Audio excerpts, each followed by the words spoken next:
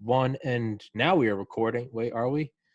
Now we're recording. And I probably should have asked you how to pronounce your last name before we started. Posner. Posner? Yeah.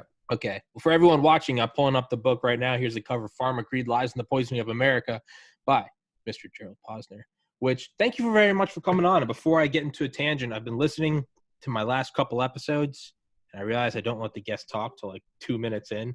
So I'm going to try to stop that. How about you introduce yourself first? Yeah, as a matter of fact, I'm an investigative reporter and a author of 13 books. I do a lot of different subjects, from Nazi war criminals to Chinese gangs in the heroin business, to books about presidential assassinations and 9/11, done books about Saudi Arabia and the finances of the Vatican. And then I spent the last 5 years on a book about the history of the American drug industry and investigative history.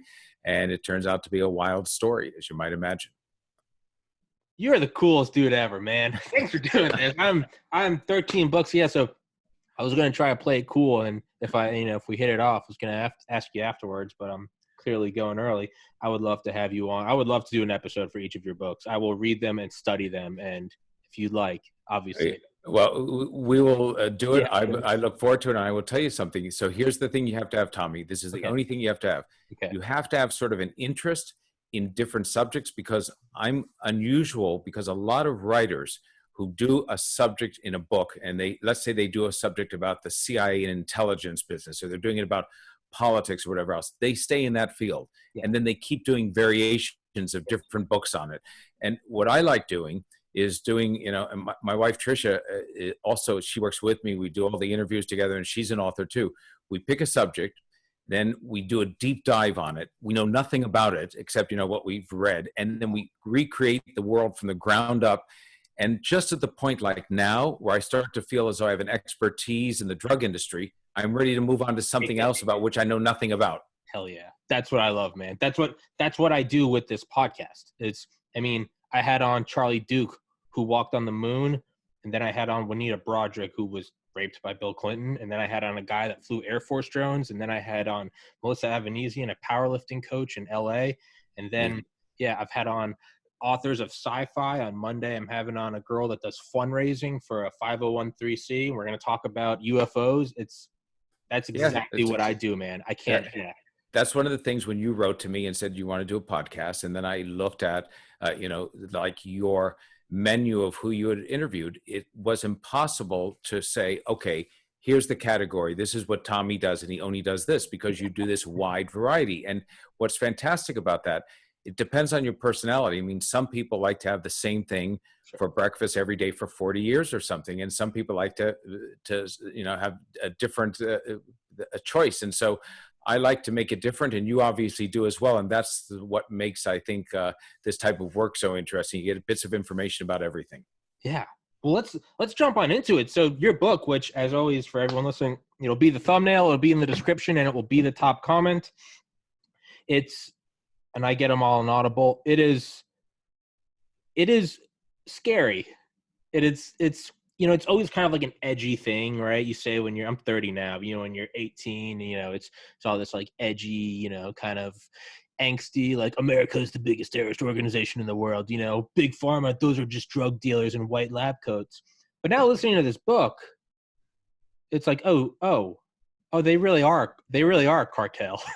And it's like, with citations, and it's like, oh, okay, all edginess aside, you're like, oh shit, this is a cartel. So, but what's interesting about it, and you get this from listening to the book, it's an unusual, though, industry, because on the one hand, you've got people inside the laboratories who are actually working on cures and therapies and everything else, and sometimes they hit home runs, like on penicillin or on the polio vaccine. And then there's this disconnect, because it's almost as though there are two industries. There's the laboratory and the scientist who are working. They're the guys in the white coats actually working on what they think is going to change history. And then once they come up with something that actually works, it goes over to the people in marketing and sales and promotion and the board of directors who are looking at the bottom line. And once you start to emphasize just the money and the profits, that's when it gets really tricky and not so great. Yeah, that's a very important distinction we should make. Is yes, it's not that the scientists are just well-dressed drug dealers. I mean, Right. these are brilliant organic chemists. They're going in and looking at enantiomers and flipping out one atom and doing the IR and atomic spectroscopy and seeing how it binds and the affinity and all this beautiful stuff. You're right, but then it gets to the same guys that are like, okay, cool. Let's take that price of that vial. What is that? $12? Oh, that's cool. I'm thinking $109,000, and it's just like, whoa, hold on. And there's really no bargaining room, because it's like everyone that needs it's like, I'm gonna die without it. So, So and you just said the important thing, which is interesting. So they look at $12 and they say, hey, how about 109,000? And people who haven't read the book will think, oh, that doesn't really happen, but it happens in terms of pricing. And the amazing part is, we are the only country in the world. The U.S. is the only country that allows drug companies the unfettered pricing power. They can set whatever price they want. So in every other country, there's some negotiation that goes on. There's some medical board, the government's involved, or whatever else. For instance, in Britain, you have to go before the British and say, okay, I've got this new drug and I'm charging $500,000 a year for it.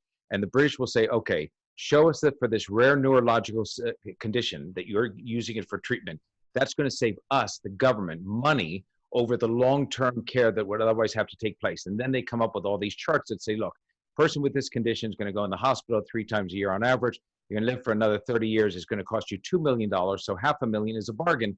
If they can prove that, the government will approve it. But here in the US, we don't require that. You just say, I want to charge $500,000 a year for a specialized drug for a neurological syndrome, and you get to do it if the market bears it, without proving that it's worth it. And that's where I do think we've allowed the drug companies a little bit too much power. Yeah.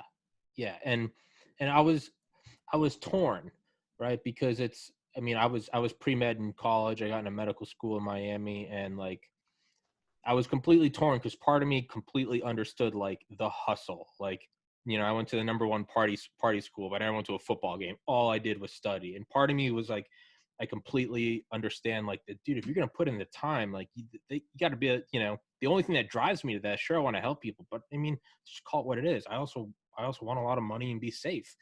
And then on the flip side, it's like, you can't not volunteer at a hospital and shadow doctors and, not go, man, I just can't wait to help people. Right. So I think what you said is really interesting, because drugs are at this unusual intersection of public health and profit.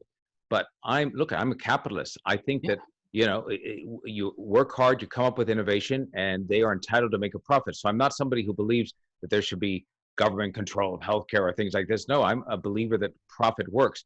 The problem is that sometimes there's price gouging, no question about it. And they often, and this, is if you really come up with something that's innovative, you come up with a real cure or a treatment or something, you deserve to make big money on it. But sometimes what they're doing are what I call Me Too drugs, copies of existing drugs, by changing a couple of molecules. And really, they come up with the same drug as a competitor. There's no benefit in terms of the therapy to the patient or the way it's delivered, but technically it's different enough so they can get a patent on it and charge a high price. So that's a ripoff. And the other part that drives me crazy with the drug industry is the repeated examples in which manufacturers, Pfizer, others, big Johnson & Johnson, big companies, will start to receive reports that there are problems in the field with their drugs as they start to figure out hundreds of thousands of doses, cases of increased cancer, possibly like there was with the contraceptive pill or hormone replacement for women, things like this.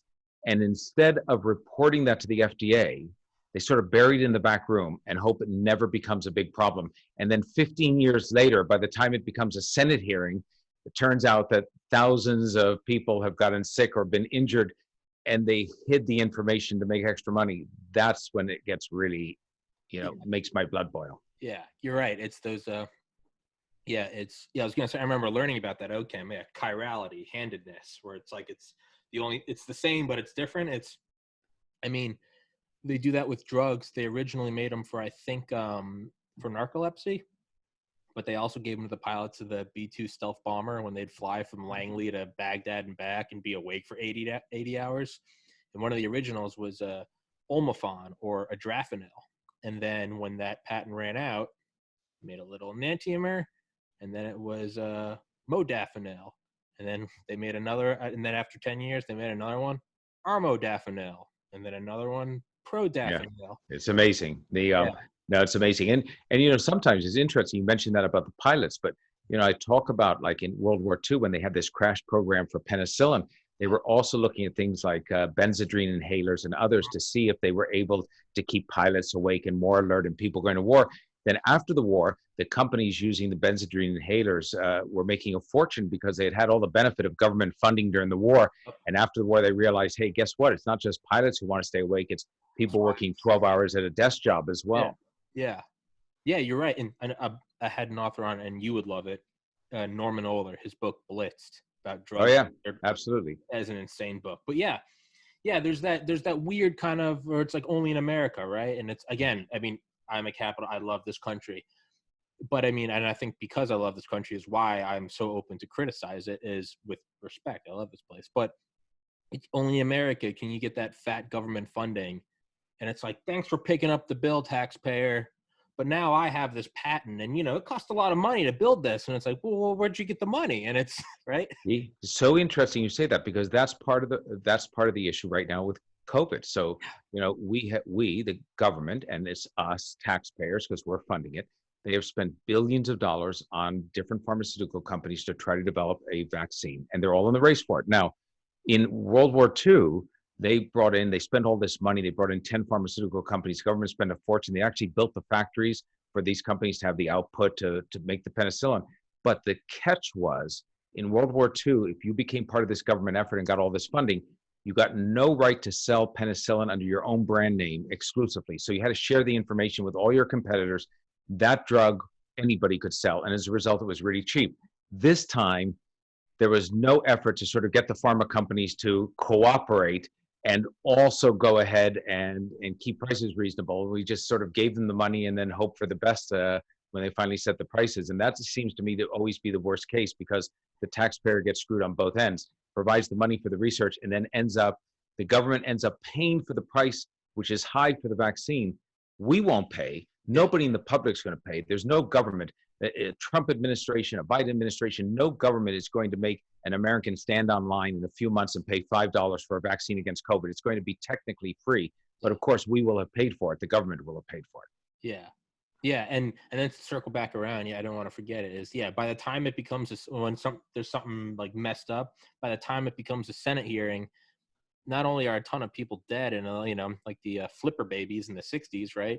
Not only that, but all the guys they've taken their golden parachute, right? They've cashed in the stock options, and oh man, sorry, I'll pay $15 settlement. Meanwhile, it took a cool $800 million to the bank, and it's almost like fake news, right? Put it out there, and then as long as you issue the retraction, you're good. Yeah, well, I mean, it's interesting because I wrote a editorial in Newsweek a few weeks ago over the fact I was complaining about, and again, everybody's entitled to a profit, but I was complaining about the fact that some of the drug companies who are chasing therapies for COVID or vaccines have been issuing their reports on little incremental moves forward, progress on the vaccines, almost like press reports.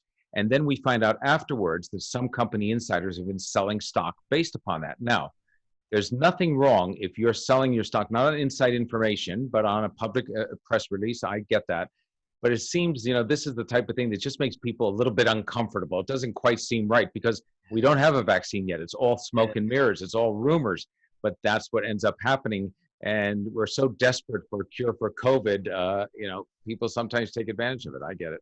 You know what it kind of feels like? And you would know this, a man of many disciplines.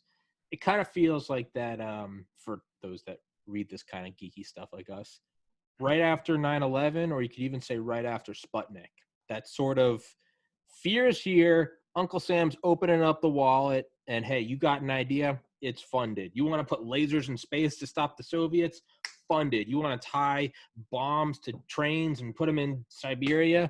It's funded. You got it? It's funded. All the while, each funded is getting a little bit of profit margin, and we're kind of in that spot right after 9/11. It's bombs. You got it. You want a 747 with a laser on it? You got it.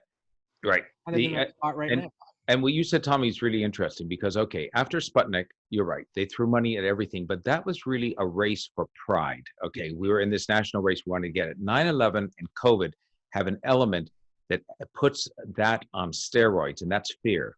So once you have fear in, after 9/11, I was living in New York at the time. I get it. We were all worried about the next attack and when was it going to happen, and everything is changing, and security and TSA is developed. And so everything gets money thrown at it. Now COVID has us afraid, when do we get back to being normal again? So you add that fear element in, and you're off and running in terms of the government funding. Yeah. And it is a runaway thing. So let's see how open-minded we can be. Let's try to flip it. Are there things that happen in the American pharmaceutical industry that can't happen anywhere else in the world because of that? And I don't mean in a bad way. Is there shit that gets done? Excuse my French. Is there shit that gets done because, hey, this isn't just a nice little, let's do it with the government. It's, I'm going to go get that, Fifth Avenue house. No, I think that for the most part, the government funding happens on things like this in the vaccine. But for the most part, there's no question that the profit incentive, which is a good one, is what keeps a lot of drug companies coming up with innovation. No doubt about that. If you're working on a small biotech DNA gene splicing treatment for cancer that may revolutionize a particular form of cancer treatment, you know that's going to be billions of dollars a year in a revenue stream for you. That's going to keep your stock propped up for a while. If you can get a new drug for cholesterol or diabetes or let's say, some type of a heart condition, I guarantee you, you're talking possibly, you've got a patent for 17 years, exclusive pricing power, talking billions of dollars in revenue. And so these drugs, when they do get through, part of that is the idea of a commercial success. And that makes perfect sense. It's an incentive to them. Now, the other side of it, Tommy, is drug companies say all the time, oh, by the way, we need the high prices because that's what allows us to do the research for these great drugs that are in the pipeline. But I hate to be the guy who brings you down to reality, but you take the top 10 drug companies and you look at what they spend in terms of research and development. They spend more on promotion and marketing and stock buybacks. Yeah. So I say to them, do a few less stock buybacks, and you can do all the research and development still to get the star drugs, and you can charge a little bit less and still make a good profit. Yeah. And that is the thing they do is, we're putting it back into, we're putting it, it's like whenever I've made money on this podcast, which is few and far between, but it's like getting a new, which is too bright. I need to turn this thing off. It's hurting my eyes. But it's, get a light or new microphone, right? Or, what hard drive, or it's just little things that makes the podcast incrementally better. It's not that I'm going out and buying, a new pair of sneakers or headphones. Mm-hmm. It seems like that's what they're, and again, I'm torn because it's like, I can't sit here and be like, big government's crushing, freedom, and then in the same breath be like, big pharma's making too much. It's a weird, where do I stand? No, I agree with you. And so but my view of it is, and I think that this is something you get by reading the book. You know what? Okay, this is a strange thing. Decades ago, Justice William Douglas of the Supreme Court had said, and I'm going to mangle this quote a little bit. He said, but I can't define pornography because they had these cases on pornography, but I know it when I see it. Yeah. All right. And that's very much the way I feel about the drug company excesses. I can't define it. I can't say to you, oh, they're only allowed to make 14% gross profit margins, or they can't charge more than this. But I know it when I see examples of where they have just come in and gouged on an old drug that was useless and they've recycled it. And I also know that, for instance, when I'm looking at things like the opioid crisis, when I see one family run a privately owned company, Purdue Pharma, and become a family worth $14 to $15 billion, according to Forbes, based on just the sales of their narcotic painkiller, when they sort of over promoted it and knew all the time that it was lethal, that I know crosses the line. So my feeling is a bit like Justice Douglas and porn.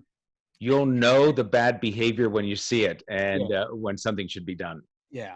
And it's like causation and, correlation doesn't mean causation, but when you can just follow the graph of Purdue, not Purdue Chicken, Purdue Pharma, when you follow the graph, very important distinction. One makes chicken, the other makes Oxycontin that kills people. But is when you follow the graph, it's kind of hard to ignore the rising in profit and rising in overdoses, and it goes like that.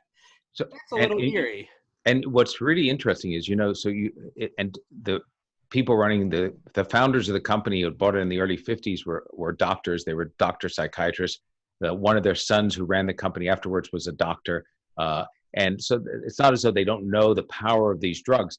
And they had sales techniques. They had another doctor who they hired who came up with this idea called pseudo addiction. Now, Tommy, if you and I sat around a table, had a couple of beers, and came up with this, we'd laugh and say nobody would ever believe this. But pseudo addiction was the idea that if I'm a Purdue salesperson, so I go off to you and I want to convince you, or you're the doctor, to write more scripts for OxyContin, which was our star drug.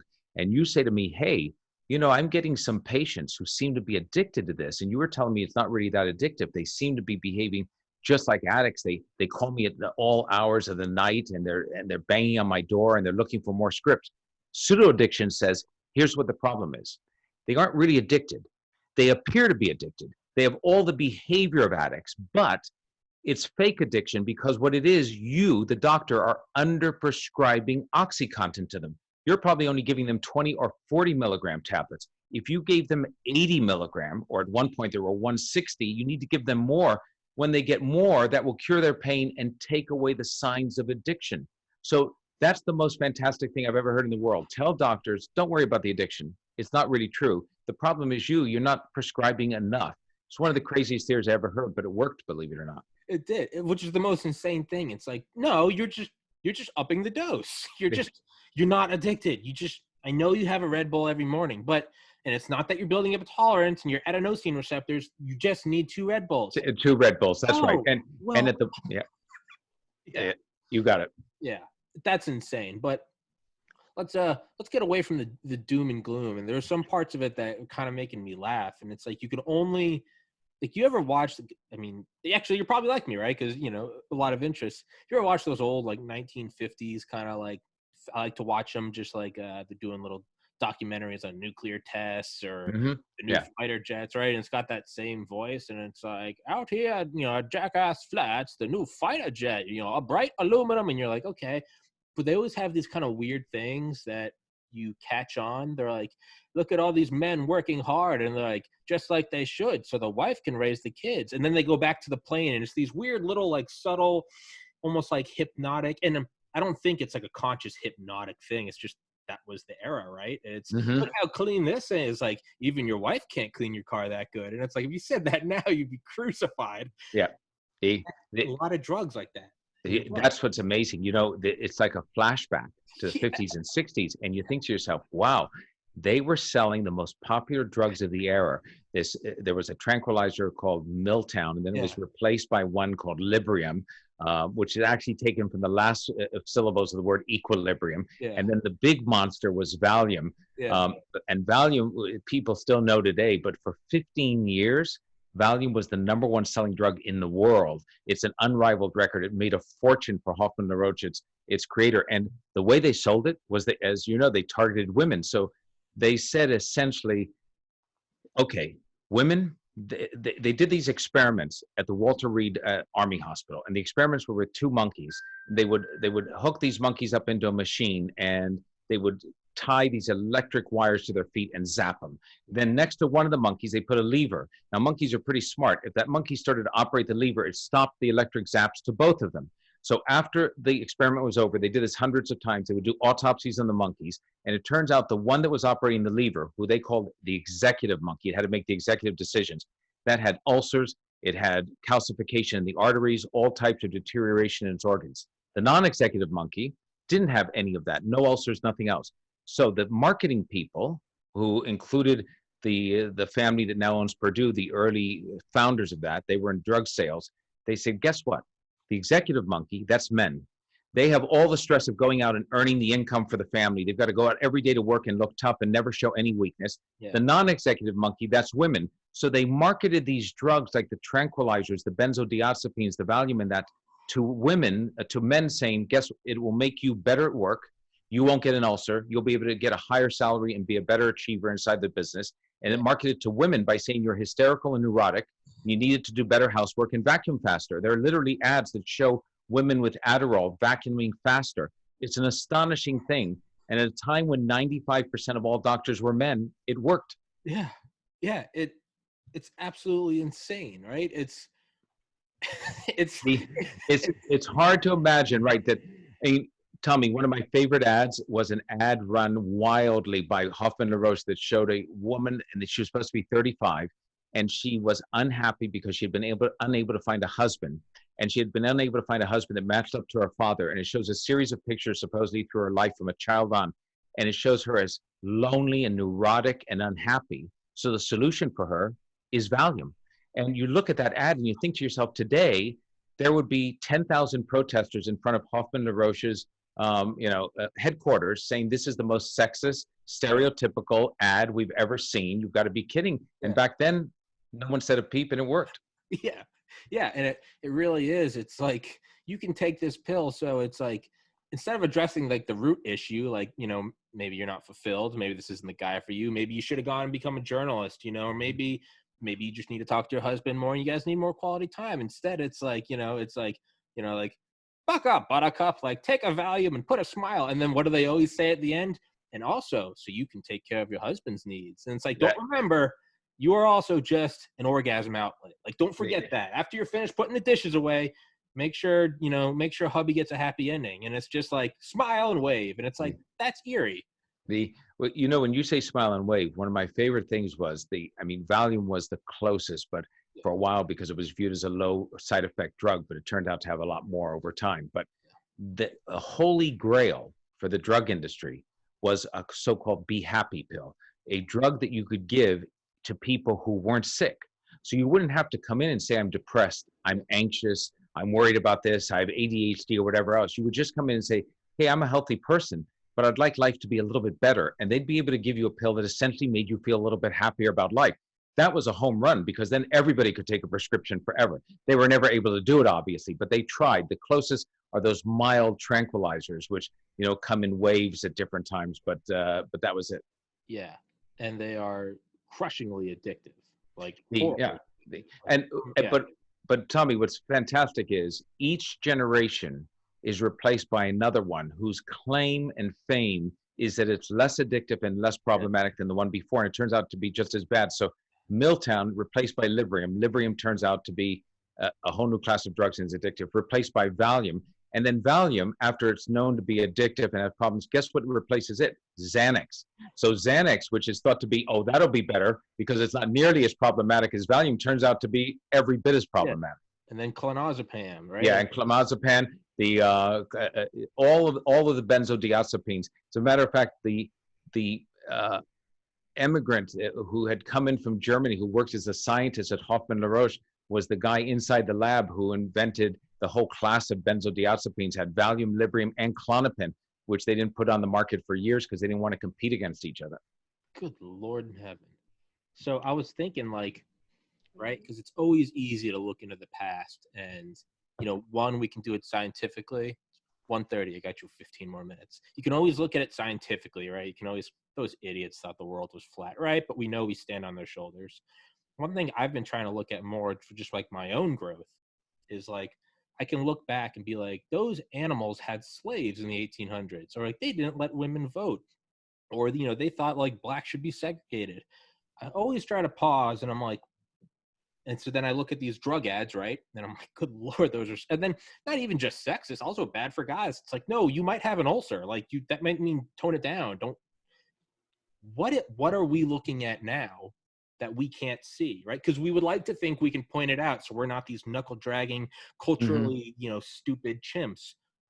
But I'm sure there's something right now that we're not looking at. Hey, there's no question. I mean, first of all, it happens all the time. So, and what I mean by that is, I found this out in this book, and I talk about this. We go from one major crisis to another because what you just said, we don't realize we're in the new crisis until we get a little bit of the rearview mirror on us. So, for instance, in the 60s, it was definitely Valium, and into the 70s, that was the big problem. Also, diet pills. There were diet clinics all over the country. Life magazine sent out a really thin female reporter to go to 10 diet clinics, and she left after 1 week with 1,500 amphetamine pills. So it was a problem. They were dispensing them all over. And remember, it's not just the drug companies who are the ones providing pills that can be abused. You have to have doctors, some of them, not all, but some of them who are overprescribing, running pill mills. They're the ones in the white coats who are like legal drug dealers. They're writing too many prescriptions. There has to be a lot of people cooperating. So then we saw this as a problem. Then we got into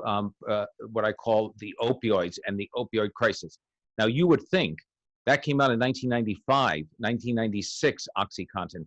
25 years later, we're still talking about it, even though we've realized the problems along the way. So when you ask the question, what are we experiencing now that we should be responding to?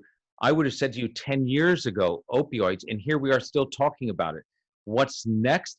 Boy, if I was a fortune teller and could tell that, it would be fantastic because we could stop it from happening. But I think that part of it may be the promise. We don't know where this will go in terms of cannabis, because cannabis and CBDs and everything else are being offered as cure-alls for everything. Sort of what had happened in the early pharmaceutical days I talk about, when cocaine and heroin and everything was legal. So you know what? There's no free lunch here.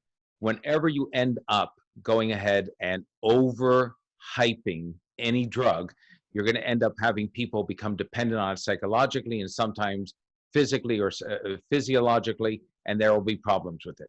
Yeah.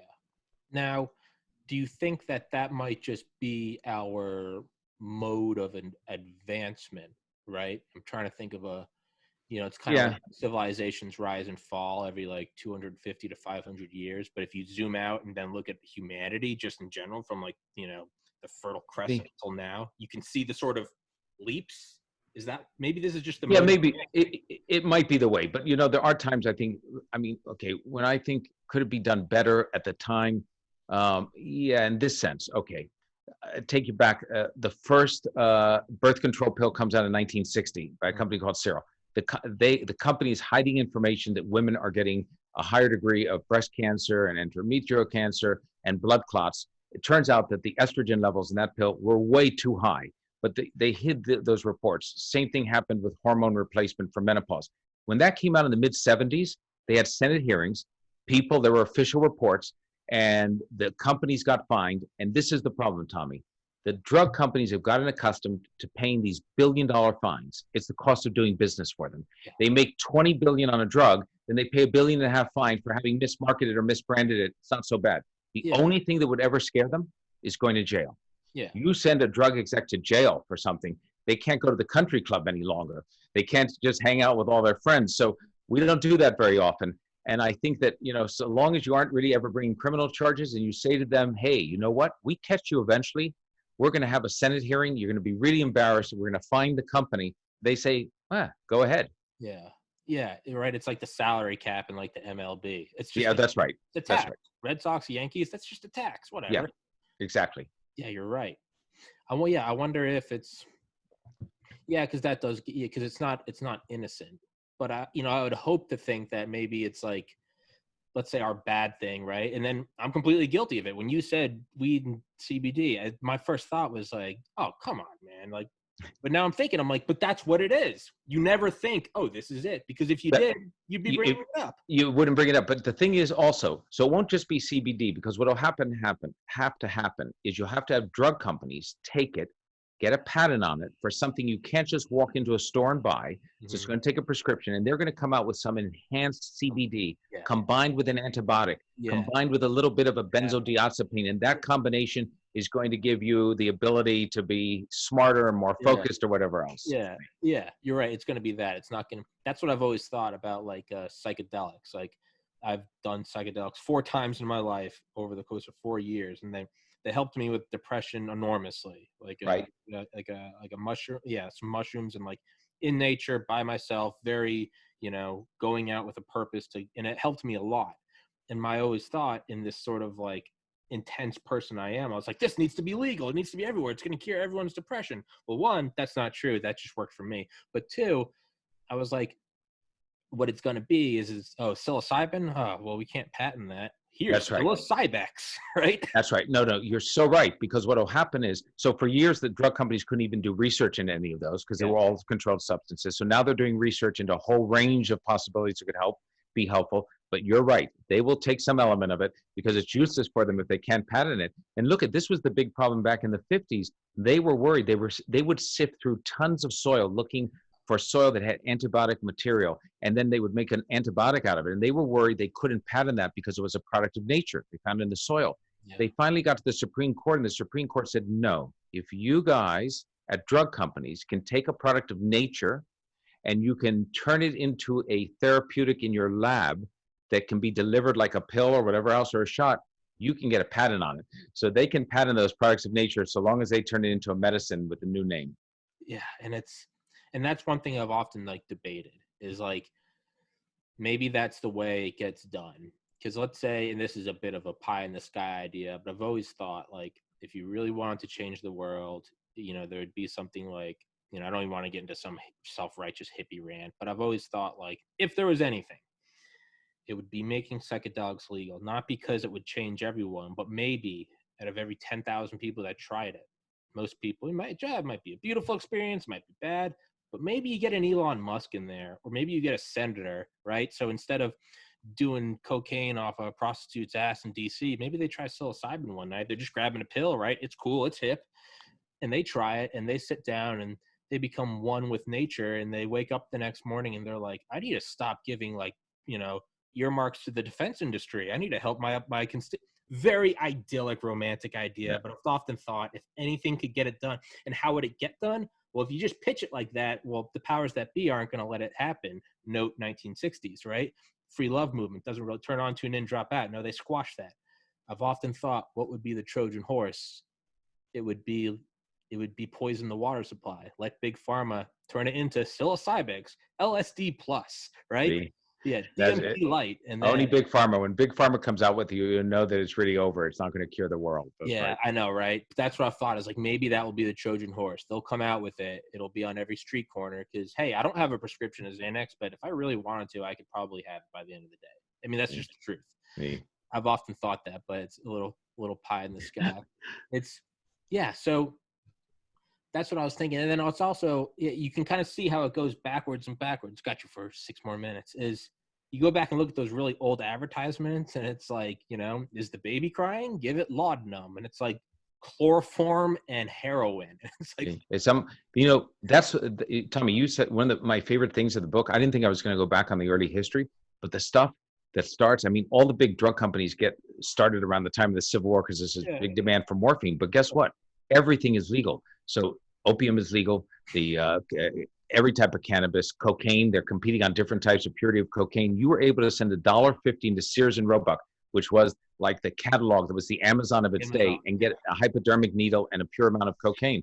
And Bayer, the Bayer aspirin, the big pharmaceutical company, invented over a 4-year period aspirin and Tylenol, acetaminophen, and they invented barbiturates, the entire class, and they also came up with heroin as a cure for morphine addiction. It comes from the German word Heroisch. So all of this was being sold. Cop's Baby Soother was the biggest selling drug of its day, and they used to look through the advertisements in newspapers for the listings of women who had just given birth, and then send them a free sample. It was 1/3 pure, opium, and ended up killing babies, but was a big seller. So it was what I call the cocaine cowboys days of the drug industry, the Wild West, until it was banned in the early part of the 20th century. yeah, it really was like a Precambrian explosion of just Right. drugs. Yeah, it wasn't the guy that discovered, I think it was heroin. Didn't he discover that and salicylic acid like within 6 months? Yeah, no, it's fantastic. So he discovered heroin and he discovered aspirin. Yeah. And and so great. And by the way, as a footnote, I just love this. So Bayer discovers Tylenol, aspirin, heroin, and barbiturates. It was called phenobarbital was their brand within 5 years of each other. And the only one they didn't put on the market was Tylenol because their lab test showed it was too dangerous. But meanwhile, they put heroin and phenobarbital on. And this is a time when no prescriptions were required.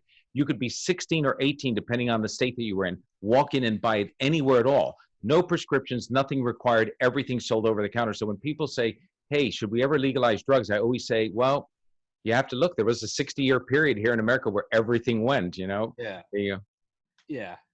Yeah. And I'm a big legalized proponent, but then part of me is like, well, we did do that actually. Nobody realizes we did it. That's right. Yeah, we gave it a shot. It's like Yeah. maybe, I don't think prohibition works, but maybe a Wild West doesn't work either. Yeah. Maybe it's that tricky middle ground. Another line, this is completely random. I mean, you don't even need to comment on it. One thing that just made me like actually laugh out loud, not even LOL, but actually like start chuckling, was just one line, and it was like, I don't even remember the time, but it was like, You know, it was like something in Boston. It was like, you didn't even have to have an MD. You could just go put up doctor on your above your shop, and This, people, you could practice medicine. this is so great. It's so crazy. It's hard, like you say, there. It's hard to imagine. Until 1900, there was no federal uniform laws for what doctor licensing was. Yeah. Some states didn't require you to take a test at all. So you could go ahead and be a doctor. Now, they didn't know a lot about medicine and what caused diseases and everything else. You didn't need to get a prescription from a doctor, but it is really amazing to think that that's right. You went to see a doctor, but they may or may not be also doing some plumbing work on the side in the evening. You know what? That kind of gives me hope. That kind of gives me hope that, you know, it's almost, you look at someone like Keith Richards and it's like he's still alive. I kind of look at humanity and it's like, how did we survive that? But we did. So maybe this is how I mean, I look at like the Cuban Missile Crisis. I look at 9/11. I look at 2008 and I'm like, we survived all of it. So right now where it's like there's riots, a presidential election is up in the air, there's a pandemic, China's growing and exerting its force on the world. Part of me is like, hey man, we got past the whole ship chloroform to new mothers. Maybe we'll get through this. Maybe we'll slip by. Yeah, you never can see it at the time because it looks like it's overwhelming and this one's different. You always say this one's different. So there's so many reasons, but when you do get past it, that's right. You sort of say, wow, the ability to survive, human DNA to survive and move on and get past just about everything is pretty remarkable. Yeah. World War II, it's like we just ended dropping atomic bombs on the sovereign nation of Japan. And it's like, we got through that. I've got you for one more minute. What is your favorite book? What is your creation? I just did pharma. What's your favorite? Okay, I know this will sound like really odd to you, but here's what happens for me. When I get hooked on a new project, I get totally involved. I have blinders on. So all I can think is pharma. Okay. Right here. As a result, my favorite book right now is Pharma. Sure. But if you would ask me what my favorite book was when I did The Finance of the Vatican, I would have told you God's Bankers. Or the Kennedy assassination, I would have told you Case Closed, because my head's into that subject. Doesn't mean that I like the books on the political assassinations on JFK and Martin Luther King a lot. I like the story of money in the Vatican. I was raised a Catholic kid, and so I understand how they operate as a church. It's amazing. Yeah. But pharma is it for now, but talk to me down the road and it'll be a new project. I don't know what that is. Well, if I can get you on a second time, and you don't have to answer that now. I don't want to put you on we'll do it. Okay. Because I'm leaning a little more towards CIA right now. I'm 9/11. Let's talk about 9/11 and how the CIA and the FBI mucked up that investigation beforehand, how things could have been different under the Clinton administration for 8 years when Islamic terrorism was first coming up, and how one of the fellows who's still down, an Islamic terrorist who's still at Guantanamo Bay, the third ranking member of Al-Qaeda, we captured him, was, I believe, giving information to the Saudis and the Pakistanis, our so-called allies, before 9/11, and the CIA never followed up on any of that. So you want to talk about what is still called a simmering scandal, we should talk about why America slept.